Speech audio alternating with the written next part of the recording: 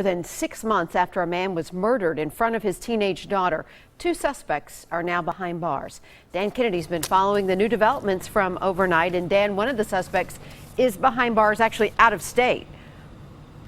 Yeah, he was already in federal custody, and he was recently indicted on these first-degree murder charges. He and another woman this morning charged with the murder of Algernon Cross back on Bell Road in February. We're getting our first look at these 2 suspects this morning. We'll start with Latasha Starks. She's 38 years old, and police Hermitage detectives caught up with her last night at her home in Laverne. She's indicted on first-degree murder charges. Amy, this is the man you just referenced. This is Jerome Sawyers, 36 years old. He's also indicted on first-degree murder charges, but he was already in federal custody in Arkansas. This is what the scene looked like back in February on Bell Road.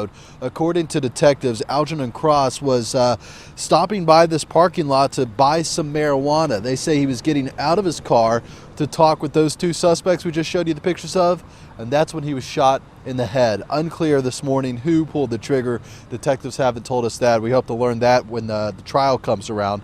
Cross's teenage daughter was there. She did witness this murder. Sawyers was on scene. He's the man already in federal custody when detectives got there. Earlier in this case, he was charged with tampering with evidence. This morning, that's been upgraded. Police say that he went through the pockets of the victim, took something out, and then tossed it in a nearby creek. We'll continue to follow this story once it does go to trial. Updates on newschannel5.com. Reporting live this morning from the Hermitage Police Precinct, Dan Kennedy, News Channel 5.